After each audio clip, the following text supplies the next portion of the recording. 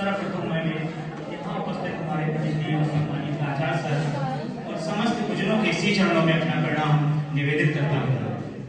और इस कक्ष में पधारे हुए हमारे समस्त सहपाठियों ने इस कार्यक्रम में शिरकत की है। मैं वेद उनका तरफ से हार्दिक वंदन, अभिनंदन एवं स्वागत करता हूँ। जैसा कि हम सभी को पता है कि आज के कार्यक्रम का मुख्य विषय महाशक्ति है, जिसका विषय है कि वर्तमान समय में विज्ञान की भागीदारी। इस विषय पर अपने विचार और व्यक्ति हेतु मैं यहाँ पर एक तेरा होना क्या से क्या कर जाता, कि एक तेरा होना क्या से क्या कर जाता, शून्य विस्थापन को दिशा देकर, शून्य विस्थापन को दिशा देकर मेरी जिंदगी को अधिक से सदिश कर जाता, मेरी जिंदगी को अधिक से सदिश कर जाता।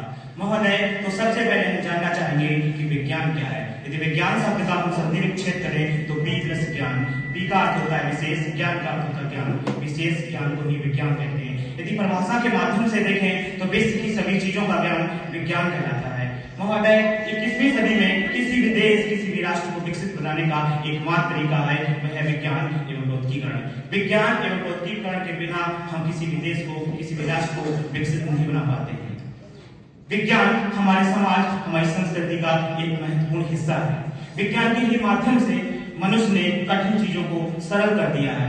महोदय, मैं प्राचीन काल में जाऊं तो जब मेसोपोटामिया एवं हड़प्पा सभ्यता जब मैं पढ़ता हूं तो वहां से मुझे पता चलता है कि हमारा विज्ञान आज से 3000 ईसा पूर्व उसकी शुरुआत हुई थी। वहां से पढ़ते पढ़ते मुझे शल्य चिकित्सा के बारे में मुझे याद आता है और चरक और सुसत का नाम मुझे याद आ जाता है। महोदय, हमारे समाज, हमारी संस्कृति में कहा गया है कि विद्वान सर्वत्र पूजते, कि विद्वान सर्वत्र पूजते, विद्वान को हर जगह पूजा जाता है। ठीक उसी प्रकार मैं कहता हूँ कि विज्ञान सर्वत्र पूजते, कि विज्ञान सर्वत्र पूजते, विज्ञान को हर जगह पूजा जाता है। इसी बात को मैं स्पष्ट करने के लिए हाल ही में AI यानी कि आर्टिफिशियल इंटेलिजेंस, जिसके स्थापकर्ता जॉन मैकहॉर्ट हैं, इस बात पर मैं हाल ही में 1-2 महीने पहले जब मैं व्हाट्सएप चला रहा था तो ब्लू कलर का एक सर्किल आया। जब मैंने उसको टच किया, उसी को बोलते हैं कृत्रिम बनावटी यानी कि AI।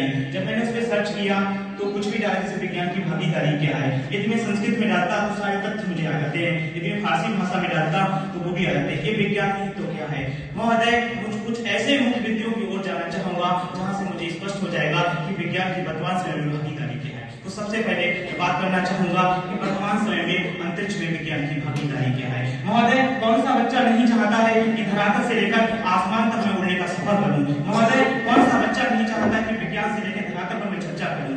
इसी को भारत एशिया का ऐसा पहला देश है जिसने परमाणु कक्षा में सफलता प्राप्त की। महोदय, इतना ही नहीं कि विज्ञान हमारे जीवन में इतना महत्वपूर्ण है कि ऐसे से आविष्कार करता हुआ कि इंसान अंतरिक्ष में जाता है। अगर मैं टेक्नोलॉजी की बात करूं या मैं डिजिटल बोर्ड की बात करूं, ये विज्ञान नहीं तो क्या है। विज्ञान के माध्यम से ये डिजिटल बोर्ड लगा है। यहाँ से मैं संचार की बात करूं, दूसरे घंटे में जाता हूँ कि वर्तमान समय में संचार की क्या भूमिका है और विज्ञान क्या अदा करता है। जैसे मैं अपनी बात को पूरे महाविद्यालय में इस माइक के माध्यम से बोलूं, ये विज्ञान क्या है। यदि माइक से मैं हट जाऊं, यहाँ से बोलूं तो आपकी आवाज कक्षा में जाएगी, ये विज्ञान नहीं तो क्या है। विज्ञान के माध्यम से मैं अपनी बात को पूरी तरह से कह पा रहा हूँ, ये विज्ञान नहीं तो क्या है। मैं तीसरे फैक्ट की ओर जाता हूँ कि रक्षा के मामले में विज्ञान की क्या भूमिका है। रक्षा के क्षेत्र में हम सभी को पता है कि रक्षा के क्षेत्र में हमारे भारत की तीनों सेनाएं, जल, थल और वायु, ये विश्व में लड़ने के लिए हमारे रक्षा मंत्री माननीय श्री राजनाथ सिंह ने अपनी पद योजना की शुरुआत की कि हमारी तीनों सेनाएं जब किसी अन्य सेना से जब अभ्यास करती हैं तो उसमें सफलता किसी भी नहीं, तो अपनी पद योजना